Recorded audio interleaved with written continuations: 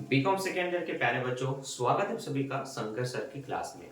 मैंने आपको इससे पहले एक वीडियो बना करके दिया था जिसमें मैंने आपको माध्य सिखाया था, ठीक है, आपको मेन सिखाया था। आज हम बहुलक और माध्यिका सीखेंगे, जिसको आप इंग्लिश में मोड और मिडन के नाम से जानते हैं, ठीक है। आपको ध्यान रखना है कि इन दोनों के प्रश्न बहुत ही सिमिलर होते हैं, चाहे आपको माध्य का दिया जाए, माध्यिका का दिया जाए या बहुलक का। मोर, मिडन, मिन, इन तीनों के जो क्वेश्चन है दिखने में बिल्कुल सेम होते हैं, परंतु इनके जो रूल्स हैं, इनके जो फार्मूलाज हैं वो सबका अलग अलग है। तो आपको याद रखना है, कई बार एक ही प्रश्न में तीनों को पूछा जा सकता है। लगभग आज से 2 साल पहले जब क्वेश्चन आते थे स्टैटिक से सेकेंड ईयर में, तो एक ही क्वेश्चन होता था इस तरह का, लेकिन उसमें तीनों पूछे जाते थे। तो एक साथ सबके लिए लंबा एक कॉलम बनाना पड़ता था, जिसमें माध्यिका भी बने, बहुलक भी बने और माध्य भी बने। वो है एक अपर लेवल जिस पे हम जाएंगे, पर उससे पहले जो बेसिक है आप वो जान लीजिए, ठीक है। इसी के साथ साथ हमें जानना होता है कि जब आपके पास वर्गंतराल ना हो, मतलब ऐसे 0 से 10, 10 से 20 ना हो, केवल 10, 20, 30, 40 लिखा हो और यहाँ पर लिखा होगा लेस देन या फिर मोर देन, तब आपको वर्गंतराल बनाना पड़ता है। आपकी फ्रीक्वेंसी फिर नहीं बन जाती है। यहाँ पर जो दिया हुआ है वो फ्रीक्वेंसी है, ये बदलते जाती है। तो वो जो मेथड है वो थोड़ा अलग लेवल का है। तो पहले आपको बेसिक पता होना चाहिए, तब फिर आप उसको सीख पाएंगे। इसके बाद एक और होता है जिसको आप लेवल थर्ड बोल सकते हैं। इसमें क्या होता है, इनमें से कोई भी एक हम गायब कर दिया जाएगा। जैसे कि मान लेते हैं 2 को गायब कर दिया और एक क्वेश्चन मान लेते हैं माध्यिका का है या फिर माध्य का है, तो बोलेगा उस विलुप्त फ्रीक्वेंसी को गायब कीजिए। कई बार वर्गंतराल गायब कर दी जाएगी, मान लेते हैं 10 से 20 को गायब कर दिया, तो इस वर्गंतराल को या क्लास को गायब कीजिए, ये बोला जाएगा।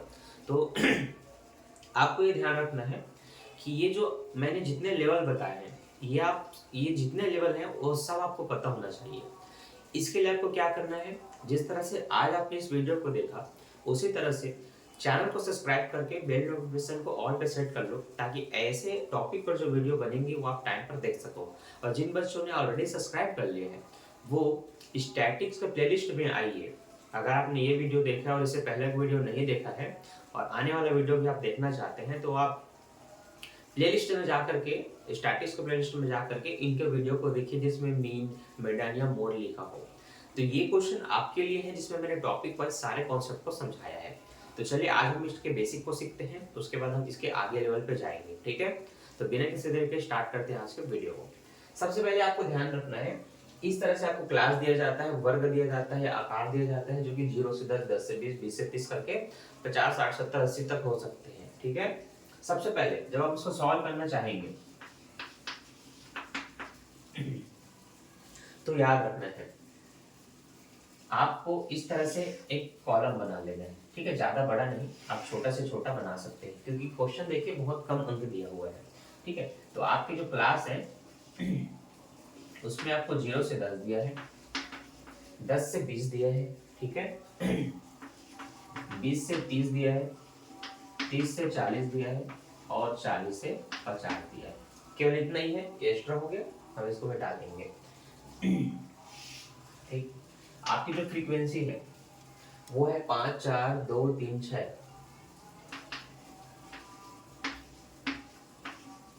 ठीक।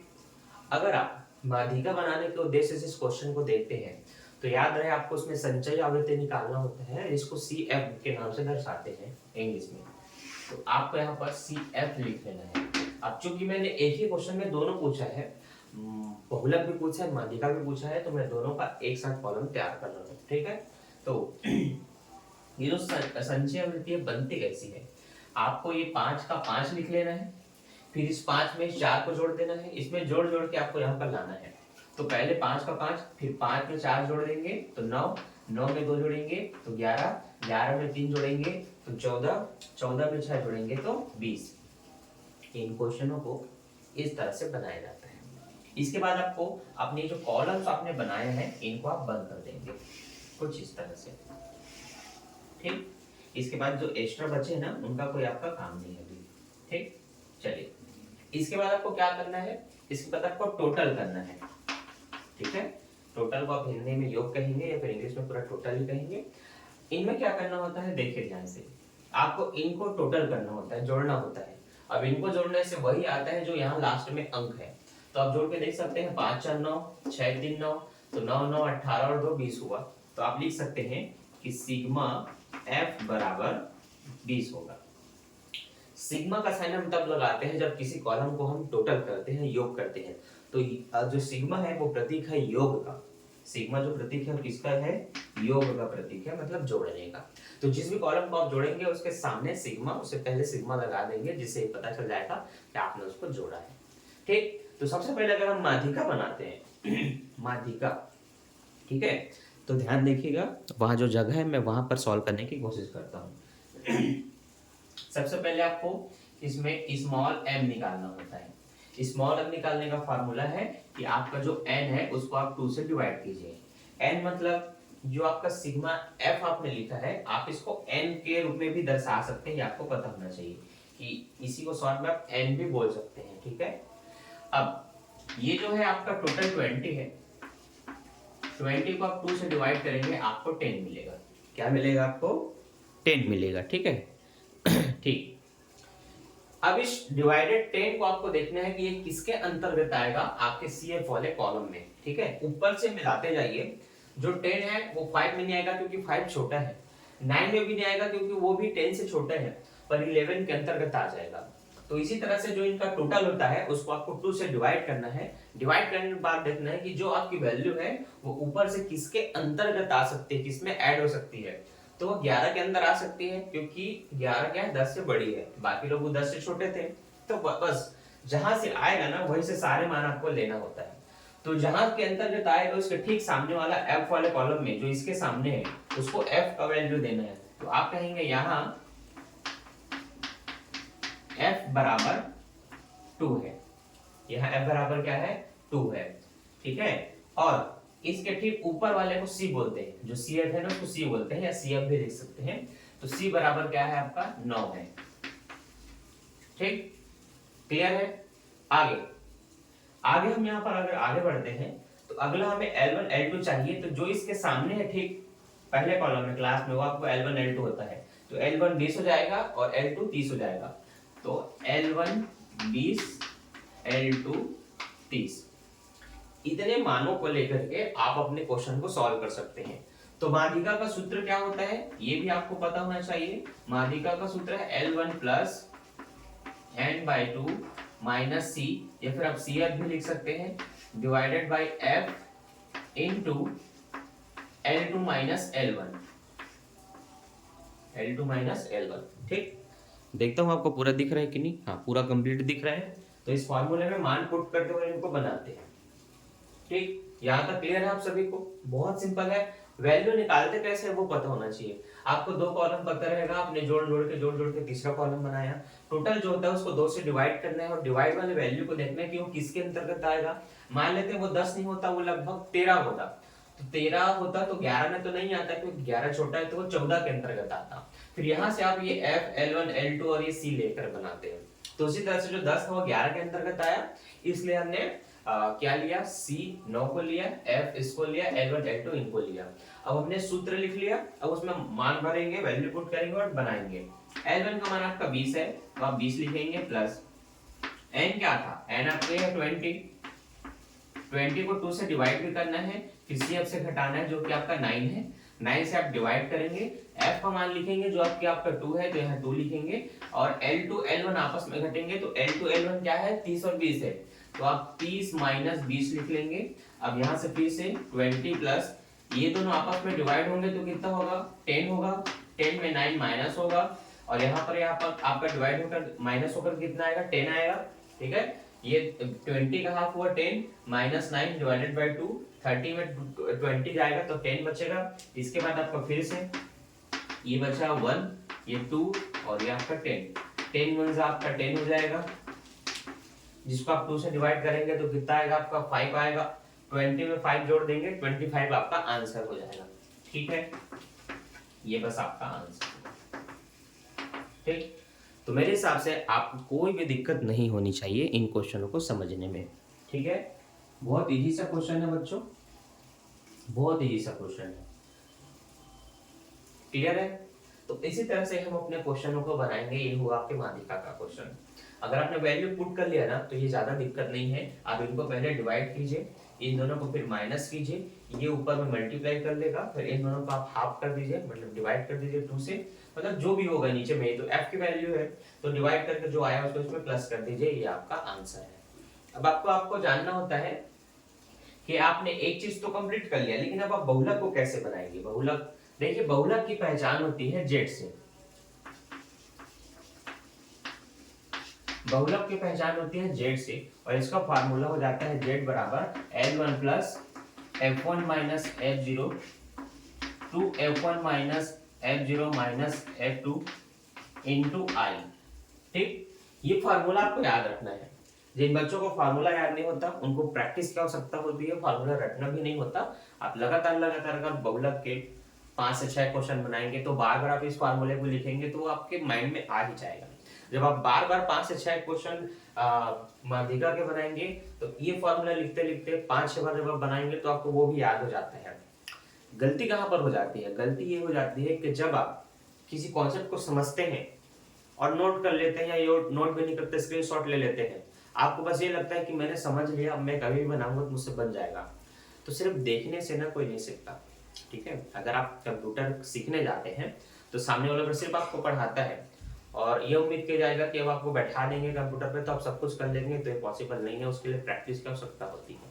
ठीक है, तो वेट अ मिनट। ठीक, तो प्रैक्टिस करना जरूरी है ताकि आपसे सारे क्वेश्चन बने। अब चलिए इसको हम बनाते हैं। देखिए, जब आपको बहुलक ज्ञात करना होगा, ठीक है, जब आपको मोड निकालना होगा तो ध्यान रखना है कि आपको उस समय जो 2 कॉलम आपको ये दिए रहते हैं, ठीक है, जो वैल्यू आपको दी है, बस यही 2 कॉलम से आपका ये क्वेश्चन बन जाता है। उन प्रश्नों में आपको ध्यान रखना है अलग से जो तीसरा कॉलम बना है इसकी आवश्यकता नहीं होती। ठीक है, उसकी आवश्यकता होती ही नहीं। एग्जाम्पल के लिए अगर मैं आपके लिए एक फ्रीक्वेंसी देता हूँ, ठीक है, नीचे अगर आपको दिखाई दे रहा होगा तो नीचे मैं क्वेश्चन लिख देता हूँ। ठीक है, आपको दिखाई दे रहा है तो जैसे कि मैंने मान लेते हैं क्लास लिखा 0 से 10, 10 से 20, 20 से 30, 30 से 40 और 40 से 50। ठीक, यहाँ पर मैंने आपको 6 दिया, 4 दिया, 8 दिया, ठीक है, और आपका लगभग यहाँ पर मान लेते हैं मैंने 12 दिया, यहाँ पर 10 दिया। ठीक, इस तरह से मैंने आपको वैल्यू दे दी। ठीक, जो आपको स्पष्ट दिखाई दे रहा है। जब आप बहुलक बनाएंगे, ठीक है, जब आप क्या बनाएंगे बहुलक, तो आपको क्या करना है। देखिए, मैंने बोला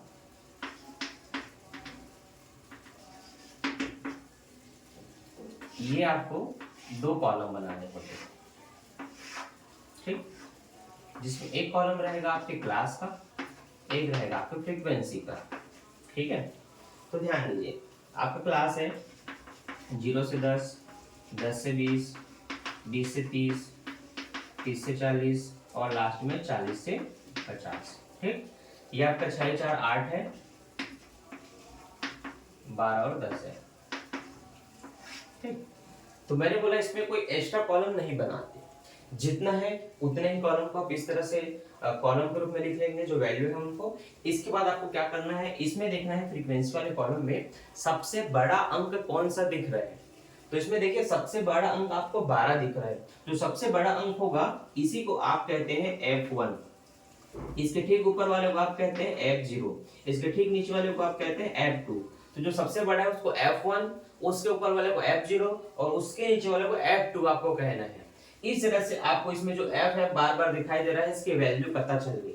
और जो सबसे बड़ा है ना उसके सामने वाले को आप कहते हैं L1 और ये आपका L2 हो जाता है। तो आपके प्रश्न में जो भी है, जो आपके फार्मूले में जो भी है उसकी वैल्यू आपको पता चल गई। निकालना कैसे है, बस आपको लिख लेना है कि यहाँ पर, ठीक है, यहाँ F1 बराबर क्या है 12 है, F2 बराबर क्या है 10 है, F0 बराबर क्या है आपका 8 है और L1 बराबर क्या है बच्चों 30 है। जब आपने ये सारे वैल्यू निकाली तो बस अब क्वेश्चन आपके लिए बहुत सरल हो जाएगा। अब आप फार्मूले आपने यहाँ पर लिखा है उसमें वैल्यू पुट कर दीजिए और क्वेश्चन को सॉल्व कर दीजिए। ठीक है, तो चलिए मैं यहाँ से आपको दिखाने की कोशिश करता हूँ बना करके। L1 का मान आपको पता है 30, तो चलिए यहाँ पर मैं लिख लेता हूँ 30। F1 का मान आपको पता है 12, हमने ऊपर में लिख लिया 12, माइनस F0 का मान 8 है, हमने लिख लिया 8। ठीक, क्लियर है। नीचे में है 2F1, तो आप 2 लिखेंगे और F1 का मान उसमें मल्टीप्लाई होगा, गुणा होगा, तो आप मल्टीप्लाई का चिन्ह लगा लेंगे, गुणा का चिन्ह लगा लेंगे और F1 का मान लिख लेंगे। F1 का मान है 12, यहाँ पर हमने लिख लिया 12। माइनस करना है दोनों वैल्यू को, जो कि आपका ये 0 है और 10 है, सॉरी 8 है और 10 है, तो यहाँ पर उन दोनों के मान को आप लिख सकते हैं इस तरह से। इनटू आई, आई का मतलब होता है वर्गा अंतराल जो है उनका गेप। जैसे 10 में 10 जोड़ेंगे तब 20 होगा, 20 में 10 जोड़ेंगे तब 30 होगा, सब में 10 जोड़ते जा रहे हैं तो वो बढ़ते जा रहे हैं। तो इनका जो गेप है वो कितने का गेप है, 10 का गेप है। आप घटा के भी निकाल सकते हैं। अगर आप 30 में 20 घटाएंगे तो 10 मिलेगा, आप 40 में 30 घटाएंगे तब भी 10 मिलेगा, तो आई का मान हुआ 10। तो आई होता क्या है, इनका गेप होता है, इनका अंतर होता है कि इनमें कितने अंकों का अंतर है। इस तरह से हमने सारे मान रख लिए। अब आपने सारे मान रख लिए तो बस आपका कैलकुलेशन है, बाकी कुछ नहीं। स्पष्ट आपको दिख रहा है, चलिए बनाते हैं। 30 का 30 लिखा मैंने, आप 12 में 8 घटाएंगे आपको 4 मिलेगा, आप 12 दूनी यहाँ पर 24 लिखेंगे, ये दोनों जुड़ करके 18 हो जाएंगे, गुणित में यहाँ 10 आएगा। ठीक है, आगे आप ध्यान देंगे 4 दाम 40 हो सकता है, ये गुणा करके 24 में 18 घटाएंगे लगभग 6 आपका बचेगा, तो आप 6 लिख लेंगे। 2 दूनी 4, 2 तिया 6। इसके बाद 10 दूनी 20, 20 भागे 3, 3 छक्के 18, फिर 3 छक्के 18, वो जाते जाएगा तो 6 पे आप 12 लगा लेंगे, तो 36.6 ये आपका आंसर है। ये कैलकुलेशन बहुत तेजी है, बस आप क्वेश्चन पे क्वेश्चन बनाते जाइए, इसकी प्रैक्टिस होते जाएगी। जब ऐसे क्वेश्चन आप फर्स्ट टाइम बनाते हैं, हो सकता है आपको 10 मिनट, 15 मिनट, 20 मिनट भी मैक्सिमम लग जाए, या किसी को आधा घंटा, लेकिन ये क्वेश्चन उतने टाइम के लिए नहीं होता। जब आप लगातार प्रैक्टिस करेंगे, 5 से 6 क्वेश्चन आप बनाते रहेंगे, उसके अभ्यास कर लेंगे, आपको वो क्वेश्चन देख के बन जाएगा, तब आपको याद रखना है कि ये क्वेश्चन में मिनिमम आपका 2 मिनट लगना चाहिए, मैक्सिमम आपका 5 मिनट लगना चाहिए, क्योंकि ये क्वेश्चन ना 5 से 6 मिनट से ज्यादा का होता ही नहीं, चाहे आप कितना भी फास्ट बनाए या नॉर्मल बनाए। ठीक है, तो याद रखना है, पेपर में सबसे जल्दी बनने वाला यही क्वेश्चन होता है, बहुलक के, फिर माध्यिका के और फिर माध्य के। इनका एक और भी साथी है जिसको आप माध्य बोलते हैं, मीन कह रहे हैं। इस पर मैंने लेटेस्ट वीडियो अभी बनाया है, अगर आपने नहीं देखा है, हो सकता है कि इस वीडियो को पहली बार आए हैं, तो डिस्क्रिप्शन में मैं लिंक दे देता हूँ, उसको देख लेना, क्योंकि इनका जो साथी है वो उस वीडियो में है। इस तरह से आपको ये दोनों वीडियो देख करके ये पूरे तीनों के बेसिक कॉन्सेप्ट क्लियर होंगे। अब जो मैंने आपको बताया था इनका अपर लेवल, कि इनमें कोई भी एक चीज गायब कर दी जाएगी, फ्रीक्वेंसी या क्लास को गायब कर दिया जाएगा। ठीक है, किसी क्वेश्चन में तीनों को बनाने को बोलेगा तब आप क्या करेंगे, तब आपको ध्यान देना है कि मैंने जो बोला है वो किस तरह से बनेगा। इसके लिए हम अब अगले वीडियो बनाएंगे जिसमें आपको सारे अलग कॉन्सेप्ट समझाएंगे कि तीनों को एक साथ कैसे बनाएंगे, इनके अज्ञात वैल्यू को कैसे ज्ञात करेंगे, कब आपको मोर देन और लेस देन दिया जाएगा। तो ये सारे टॉपिक ना आपको बहुत जल्द मिलेगा, तो इंतजार करते रहिए। कोई भी डाउट होगा तो कमेंट करते रहिए। मिलता हूँ नेक्स्ट वीडियो में, थैंक्स फॉर वॉचिंग मेरे प्यारे बच्चों।